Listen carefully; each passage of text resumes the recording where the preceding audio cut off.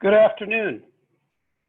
My name is Peter Sherris. I'm the president of the Rotary Club of Oakland. Welcome to our usual Thursday afternoon meeting. We're very happy that you could join. Rotary clubs around the world welcome visiting Rotarians and guests. And if you are one of those, we would really like you to go to the chat box, enter into chat that you are here, who you are, your name, your Rotary Club if you happen to be a member. And then later in the program, we will come back to you and we'll introduce you. I would like to play a brief video about Rotarians being people of action.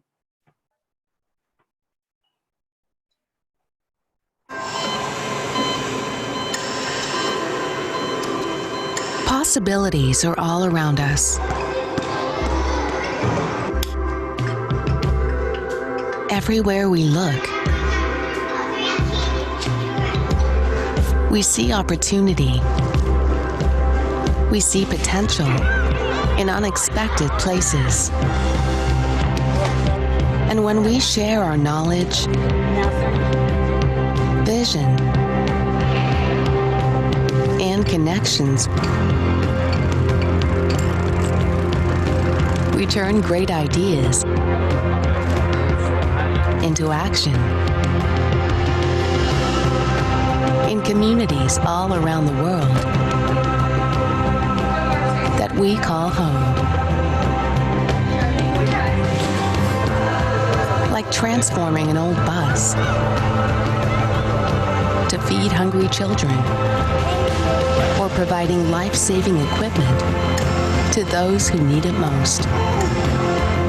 From fighting disease to rebuilding schools, together we can make real change happen. We're Rotary. We are people of action. Get involved today at Rotary.org.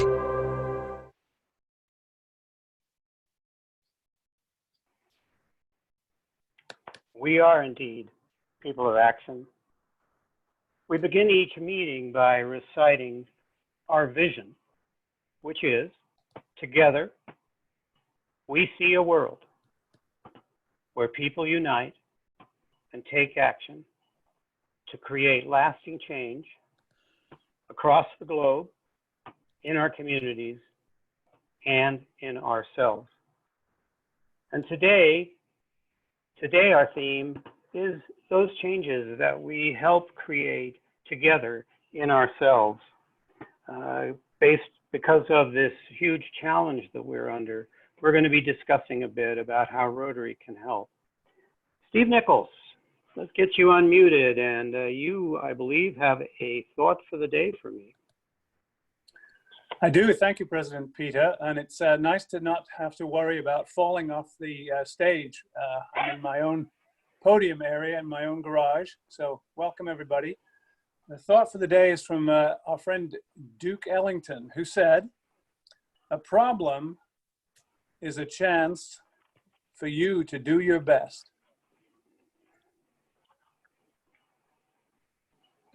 Thank you, Steve. At the Rotary Club of Oakland, we have a tradition of honoring people who are serving their communities. And I believe, John Klassen, let's get you unmuted. And you had something that you wanted to tell us. Hang on a second, John, you're still muted. We're a little slow here. There you go. I think you should be able to talk now. Okay. I want to ring the bell today for two Rotarians who are today living the Rotary motto. Peter Sherris and Candace Elder are examples of living service above self during these unprecedented times with this dreadful pandemic. Peter is using his God-given gifts and talents as a medical doctor and public health specialist, tirelessly working in the community during his retirement years to keep us up to date on coronavirus and educating thousands on how to keep us and our families and friends and work associates safe from COVID-19, and putting on these two great district level Rotary town halls, which were great. I have seen Candace Elder twice a month for 3 years at City Hall as a member of HOG, Homeless Advocacy Working Group, showing us the good work her organization, East Oakland Collective, is doing to meet the needs of our unsheltered brothers and sisters. In every religion, God is our creator and thus father, mother of us all, which makes us all brothers and sisters, and we share a common home, which is this planet Earth. So we need to protect our environment, and people are part of the environment. We see how these Rotarians, two Rotarians, treat everyone with dignity and respect. We can see today we need Rotary more than ever before. The only way we will have improvements in society is when faith communities and not-for-profits like Rotary can work together with government officials on issues for the betterment of our community, our country, and our world. Thank you. John, thank you very much. And I took the opportunity to put on my Rotary Oakland hat, and a bell ring, as many of you know, is a $100 donation to the Oakland Rotary Endowment. And in honor of your donation, to honor me and to honor Candace, you are now eligible to pick up your own Rotary Oakland hat. And of course, Jack Isles, are you there somewhere? Here I am, Peter. How are you today? I'm fine, Jack. And so Jack is my trusty assistant.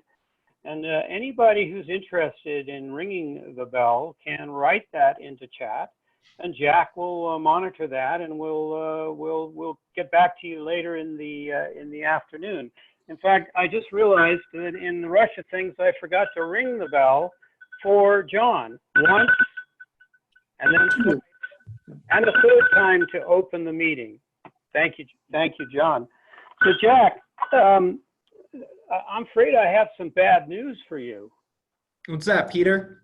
I got some negative feedback about our Trivial Pursuits game that you and I ran last week. And I'm a bit worried. I decided not to do it today because I'm a bit worried that people don't like it. Do you have any thoughts about how we might manage that? I think we should go to the people. If you want to see it, if you want to do more Trivial Pursuits, maybe win a few more hats, let us know in the chat. Oh, that's a great idea. So if you want Trivial Pursuits to come back and you have an opportunity, then be sure to write us in the chat. And Jack, I'll come back to you later in the meeting and you can tell us what the results are, good or bad. I'm a tough guy. I can handle it. All right. I'll keep track, Peter. All right. Thanks a lot, Jack. Now, speaking of donations to the Oakland Rotary Endowment, we have our own very own Christine Watson, who has something to say to us. Hi, Christine. Hey there, President Peter. How are you and the panel doing today? And all of Oakland Rotary, yay! I need to give you an update on what's been going on since we've had our little respite.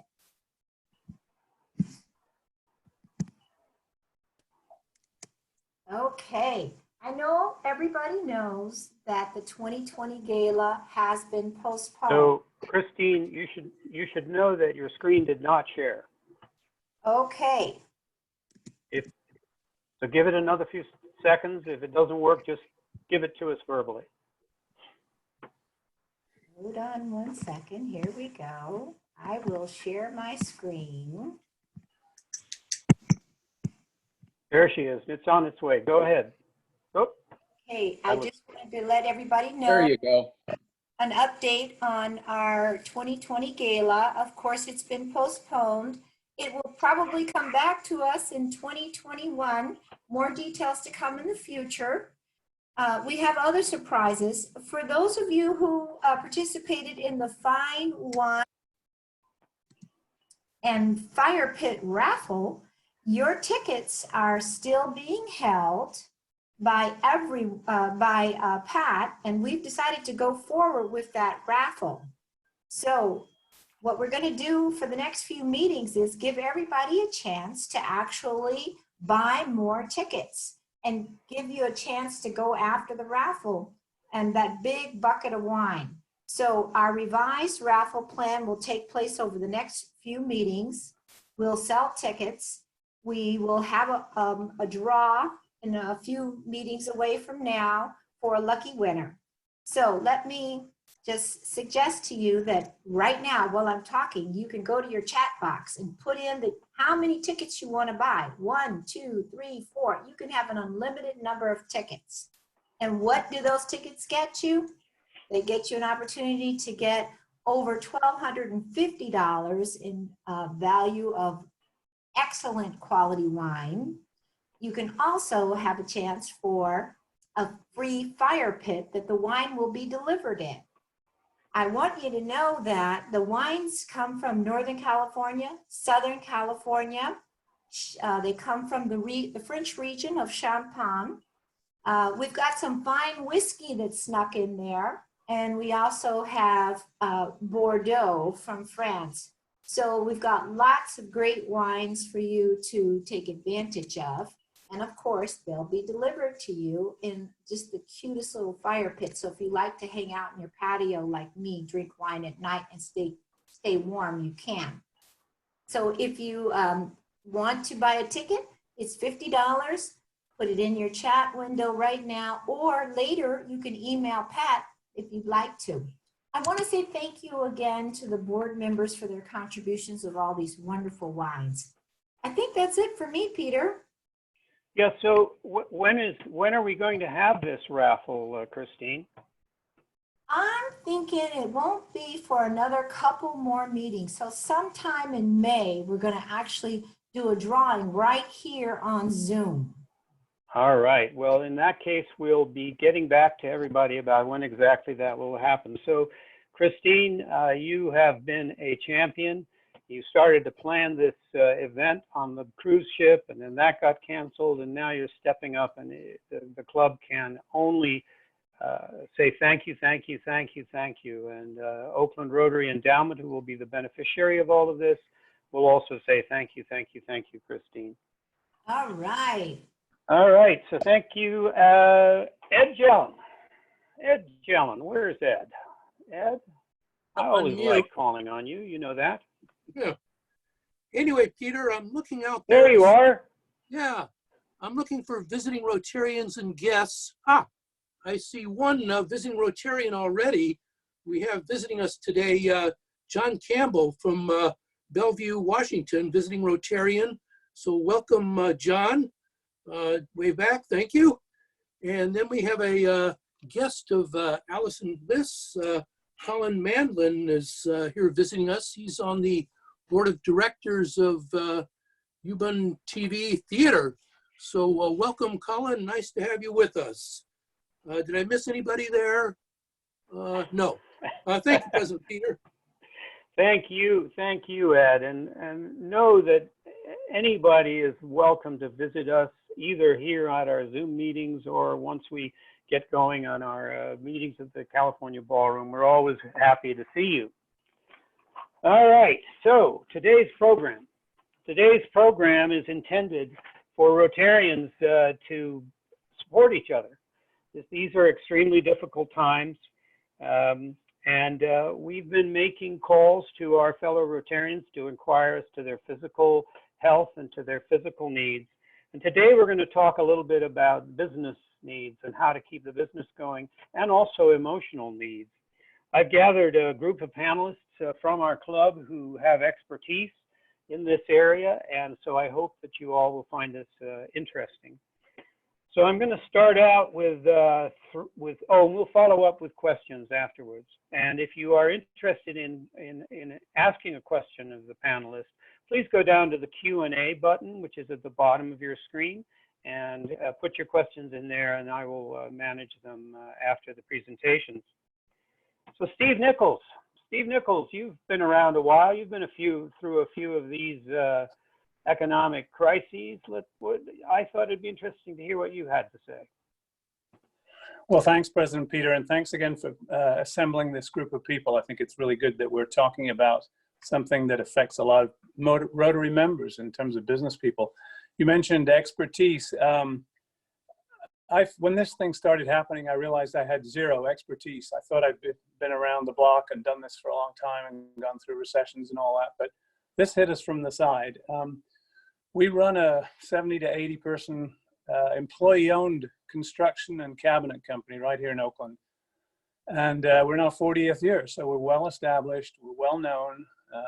Up until March, we were trying to find people to help us put work in place. We were extraordinarily busy. Very resilient company, gone overnight to, on the anniversary, on the 39th anniversary of our company, we furloughed approximately 80% of our staff. So that was a very, very difficult day for all of us. 63 people in one day, basically released from work duty. We decided to comply with the shelter in place immediately, doing the right thing, we felt. So we ended up paying people for 2 weeks on our dime. We realized that we better try and get some assistance through this. So we'd heard about the PPP, the Payroll Protection Program, I think it was called. And so we kind of dropped everything we were doing and applied for it right away. Luckily, we had a fairly strong historical relationship with a small community bank here in the East Bay, not a large bank. And at first they said, oh, we're not going to deal with this. We're not going to do SBA loan work. We don't make enough money out of it.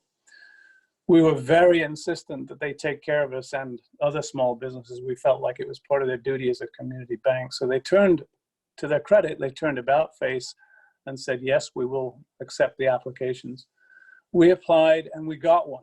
We got a loan last week, which was a huge relief for us because there's a lot of intricacies to the loan packages, but essentially, if you can keep your staff in place, a lot of the loan can be forgiven, which is basically, use it or lose it kind of money. So that feels good to have that behind us because we were experiencing some pretty heavy surges of negativity and depression in our business. That many people being laid off is a blow. So we just figured, well, we just better make the most of it, stay positive throughout this. And that's what we're doing. We kept a skeleton staff in place, essentially concentrating on sales and marketing and making sure that when we get back to work, because we are going to go back to work, and it's beginning slowly now, that we'll be ready and prepared to do that. And surprisingly, the sales leads for our business have not dropped off. A lot of people who are thinking about doing remodels or building work have actually stayed the course and are still talking to us. So that bodes well, I think, for us and for the East Bay community. I think there was plenty of economic momentum before this. Some of it will disappear, but I'm hoping that certainly in our case, we will be able to survive and continue building things, which is what we love to do. A couple of other things.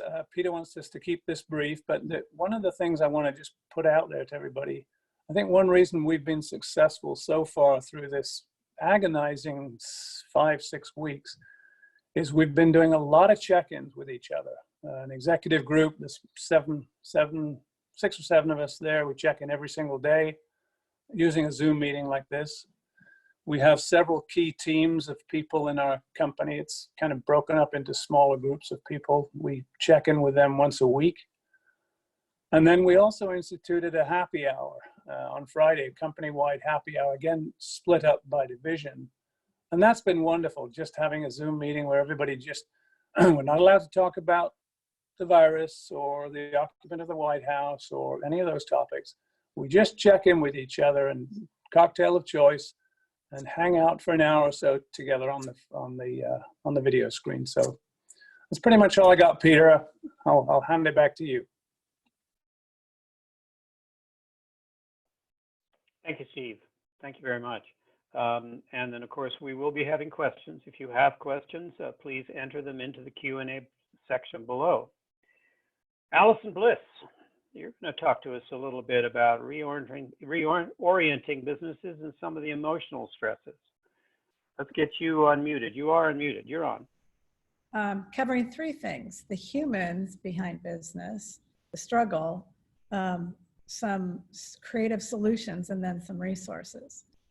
So one thing I know, working with very large organizations like Apple and UCSF, and really teeny tiny businesses, some that are just startups, is that it's the human that is running the business, right? We all know that.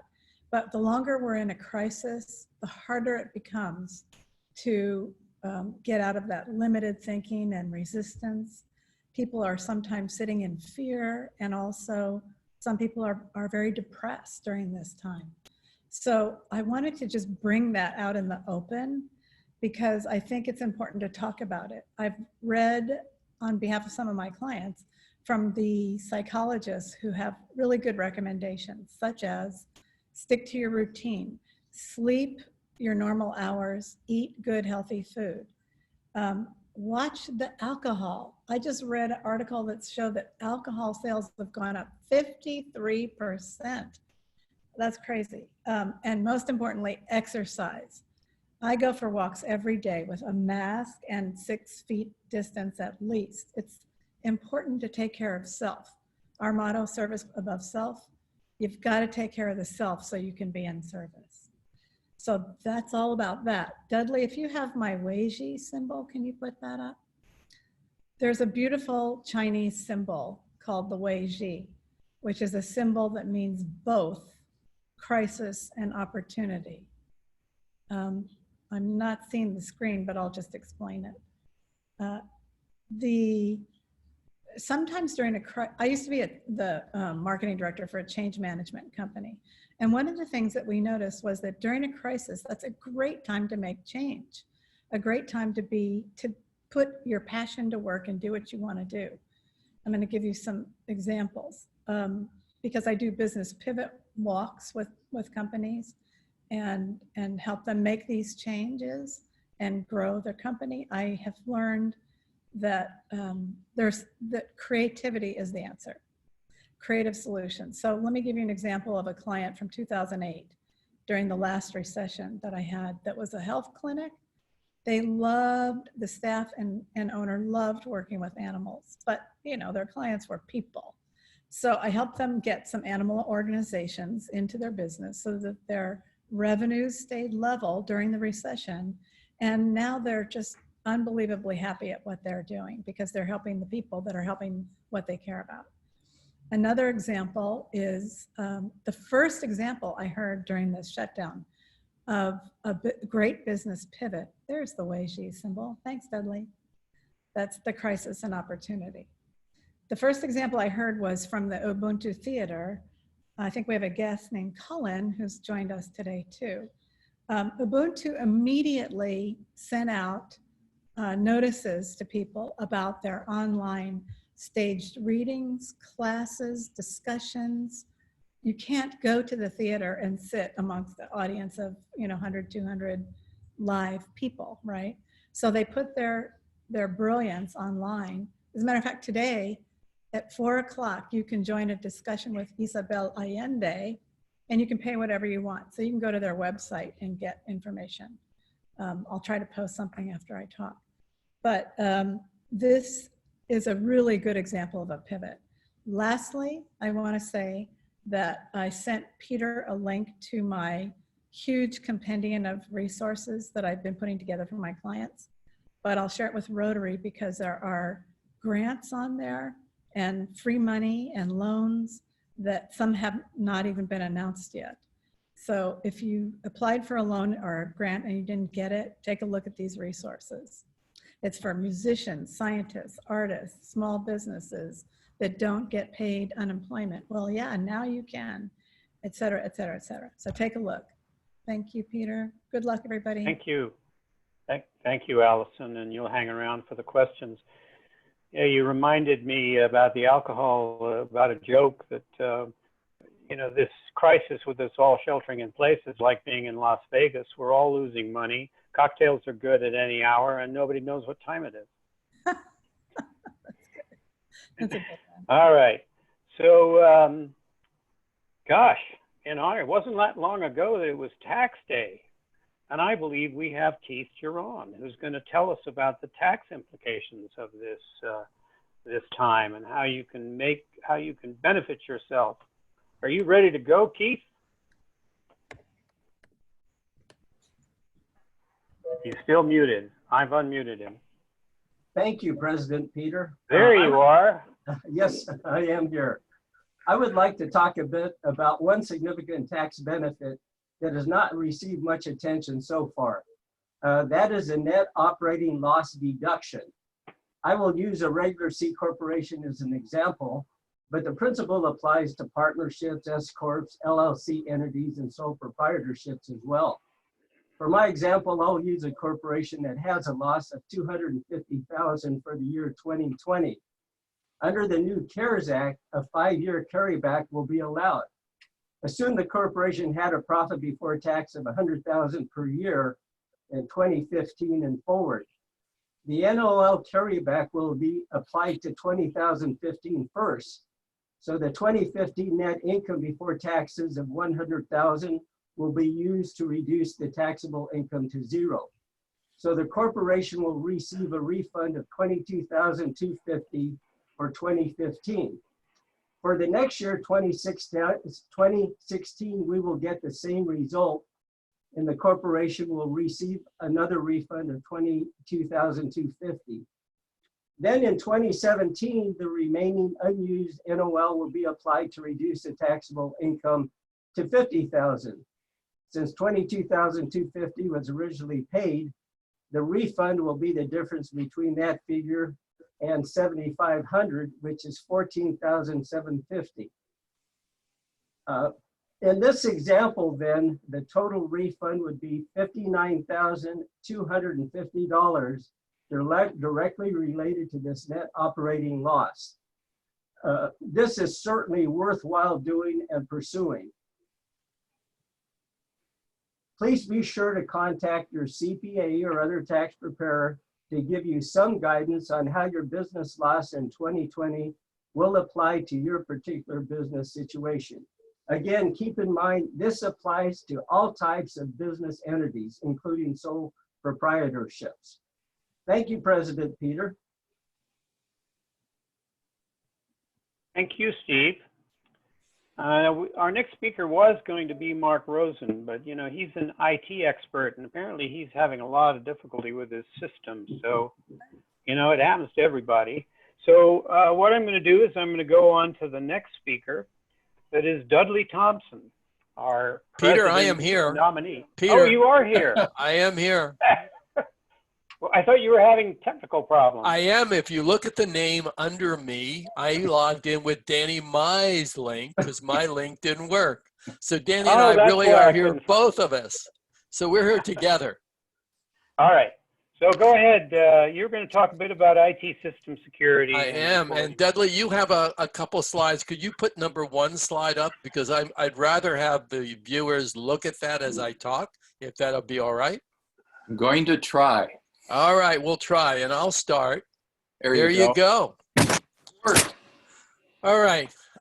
Basically, I'm going to talk to you very, very briefly, because it's a very short time, about what IT had to go through in putting certain things in structure. This is both the technical part of it and dealing with the HR side of it, because they both go together.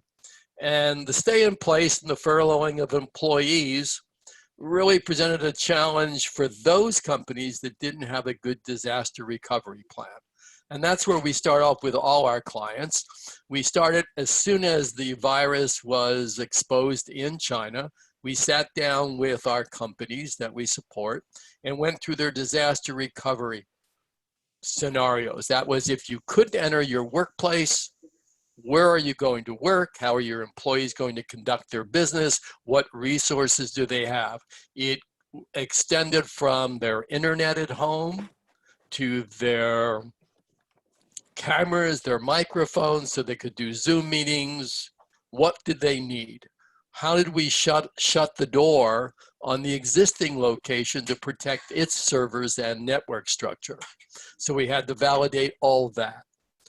But for the brief few minutes that I have, besides focusing on the stay in place order and the disaster recovery or the virtual locations, I want to talk to you a little about what we covered. And the first part of it is what was the responsibility of the employer to the employees if they're going to be working from home. California does have a section, I think it's 2802, that says under the labor code that an employer is responsible for any necessary expenses they incur in the workplace. Well, working from home is definitely something that was part of their now job. So we covered the area of cell phones, home internet plan, their personal computer, their fax machines, their teleconferencing, understanding what the employer was going to compensate or make available to the employee. That was where we began. Dudley, can we do slide 2?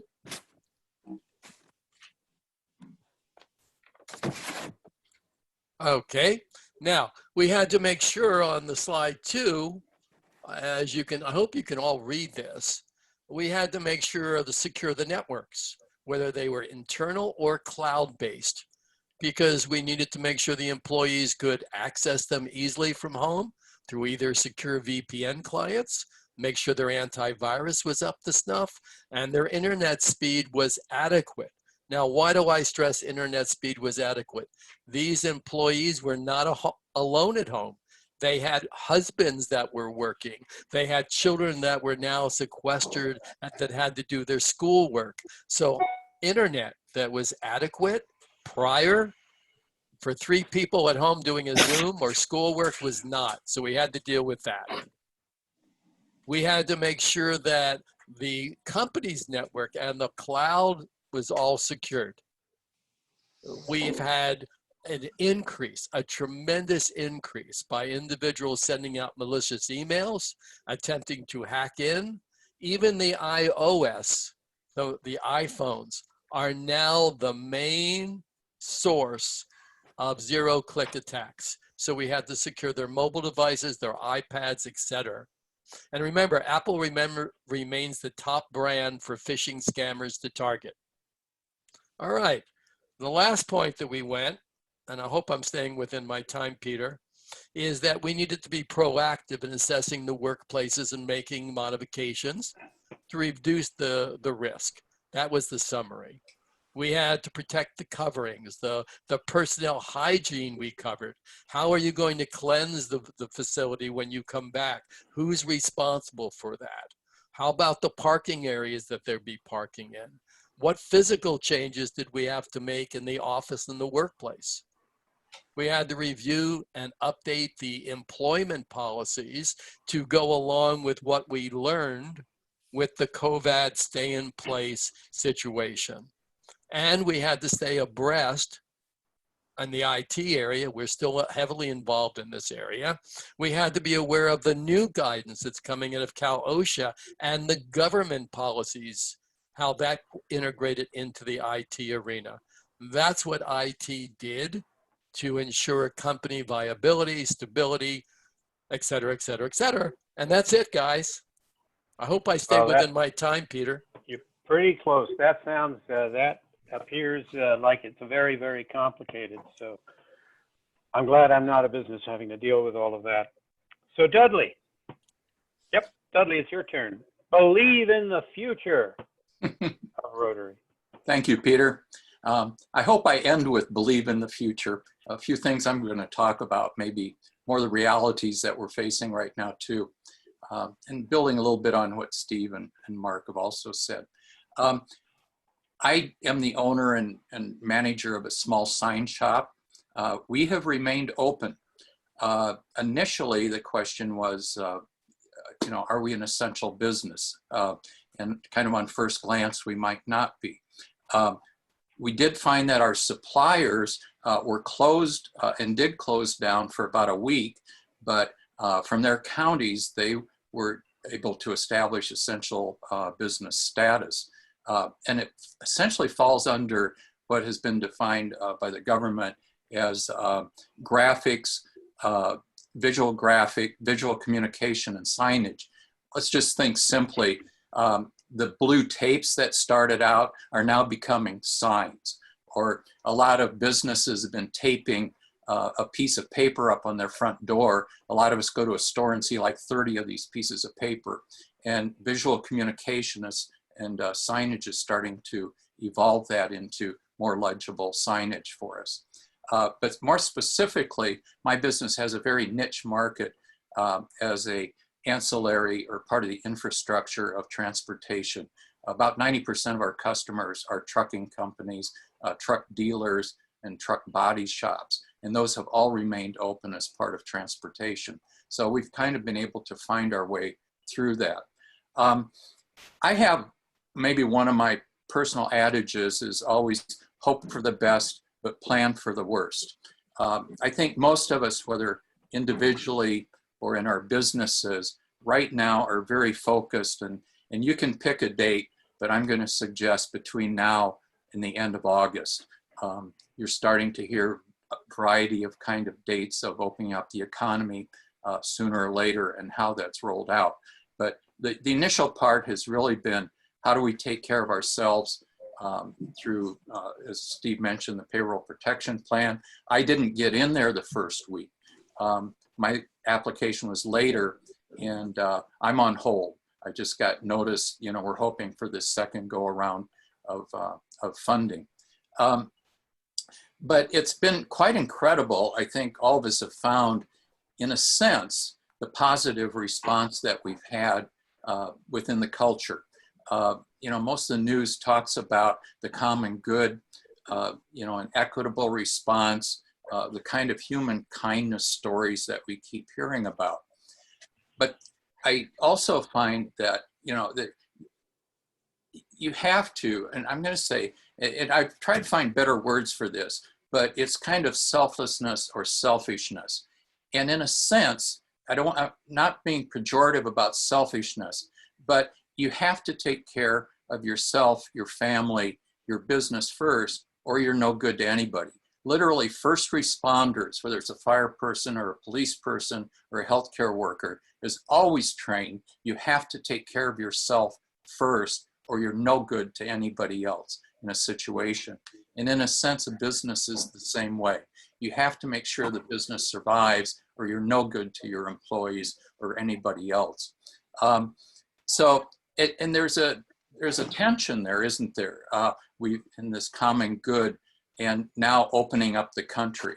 When do we do it? You know, you have the mayor of Las Vegas wanting to open up the city right away, and you have, you know, but follow the scientists, which could be seriously a year or two before we see things. You know, we're really looking at when we, you know, as a business person or anybody else, is when do you really open up? It's when there's an antiviral, when there's a lot more testing, and when there's immunization. And that's a long ways off before we see things. So the question is, when do you start bringing people back? I've been talking with a lot of customers, and right now, and really just the last couple of weeks, some of the factories have been closing down, furloughing their workers for at least a week or two or a month. And so even if things open up, it takes a while in the transportation industry, which I always look at as one of the leading indicators, for them to open up again. And that's going to take a while. And also, the New York Times last week, or I think a few days ago, interviewed like 20 epidemiologists and economists. And one of their conclusions was, when people come back, there's going to be two classes of workers. There's going to be those that have that have recovered, that are having immunization, and then there's going to be the rest of us. There's going to be two classes of people.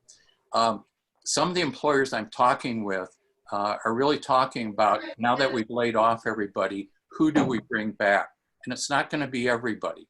So it's going to be a while before things recover. I'm not confident that some of the things the economists are saying is we're going to have a strong recovery in the third and fourth quarter this year. Thank you, Dudley. Dudley? Go.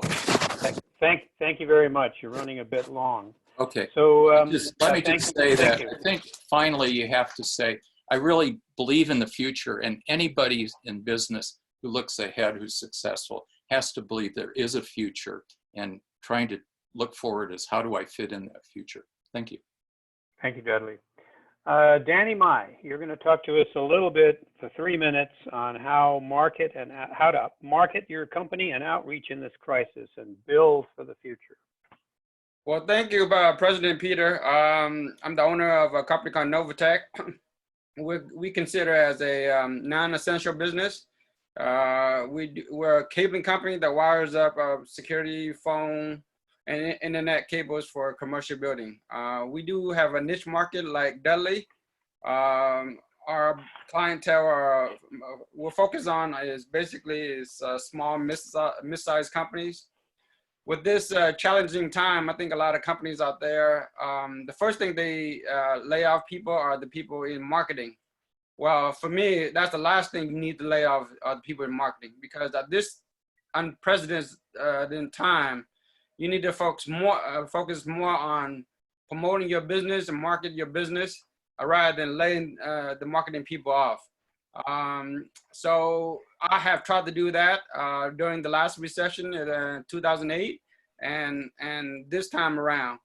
And what I've been doing is that since my company has been shut down until May 5th, since we work along side by side with construction companies, we've been shut down to May 5th.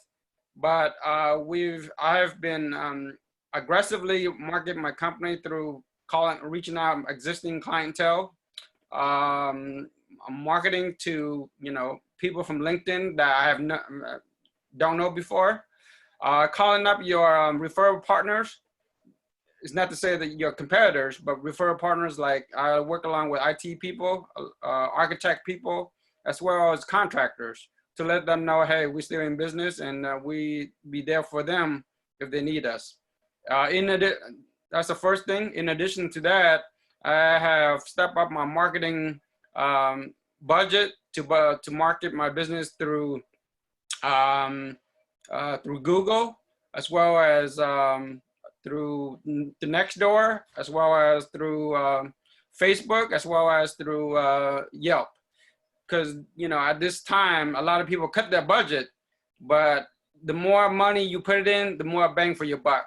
So what I'm trying to say is, right now is the best time to be a door-to-door salesman, because everybody's home.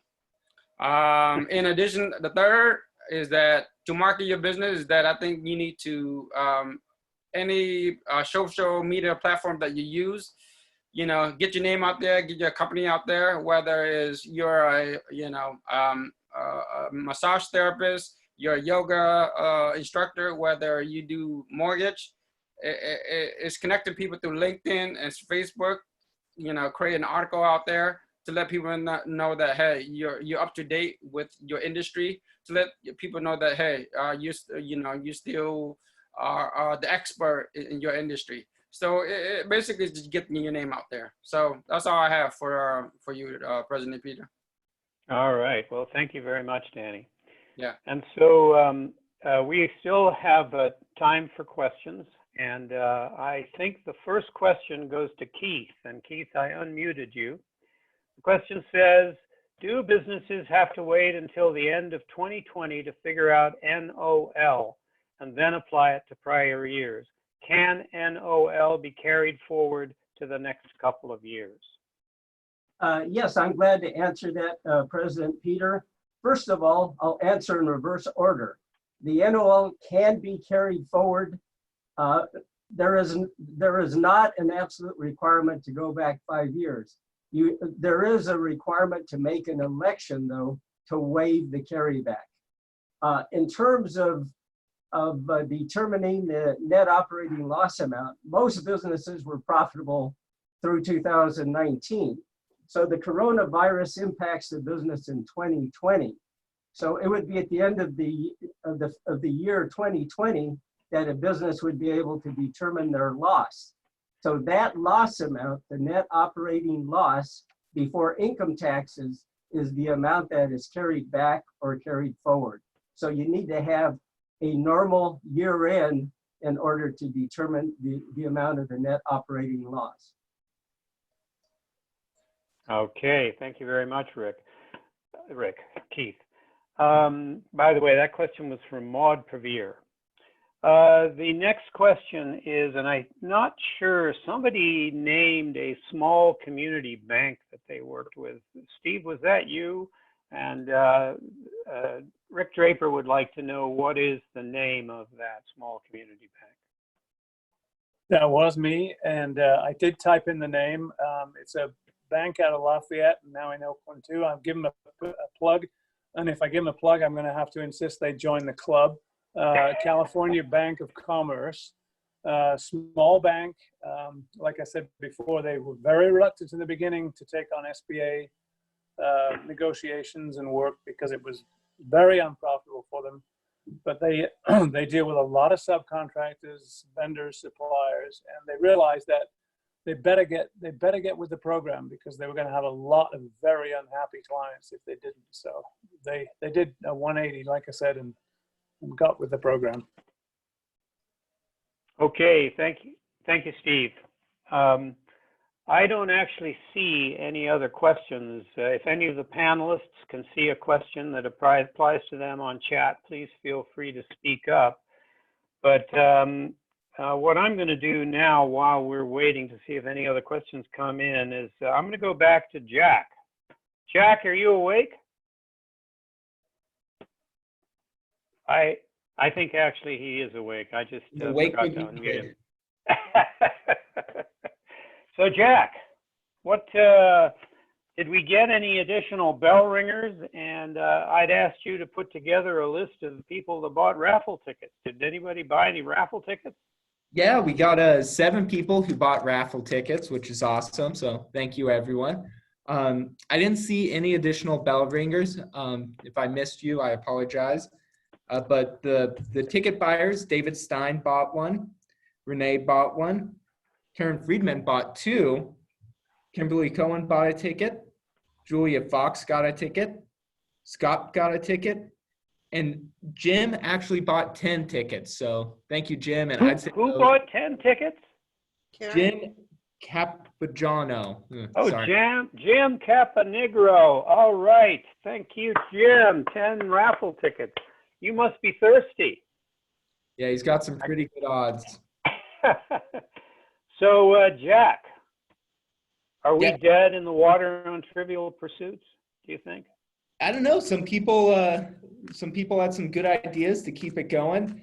Alex actually thought that we should look at the Oakland Rotary book and pull out some trivia from that everyone gets and see who's been studying the book. And I like that idea quite a bit. So I'll see what kind of factoids we can pull from it.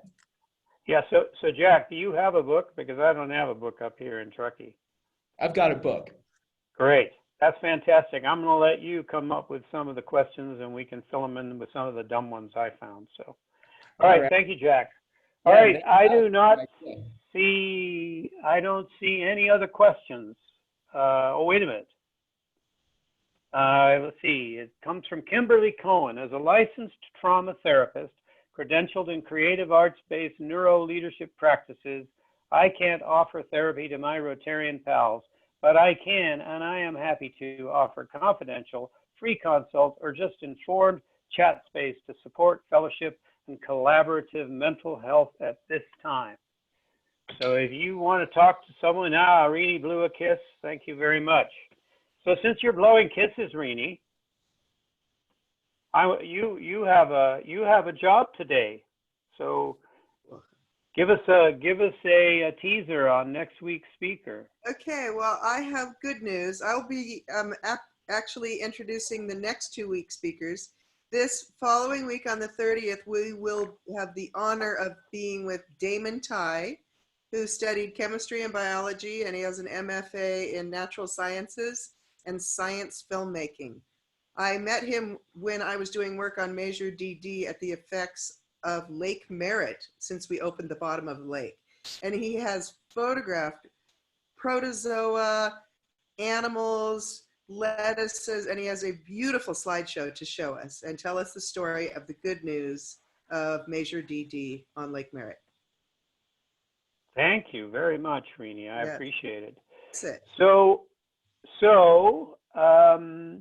By the way, Jason Weiselman came on chat and he said that he's blowing kisses to every single one of us. So how about that? Are you feeling that nice little soft touch on your cheek? So I would like to thank the panelists for the time and effort they put into this.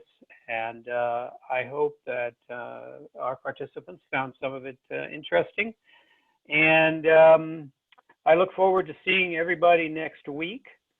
We will actually go ahead and make a donation to End Polio Now in honor of these speakers today.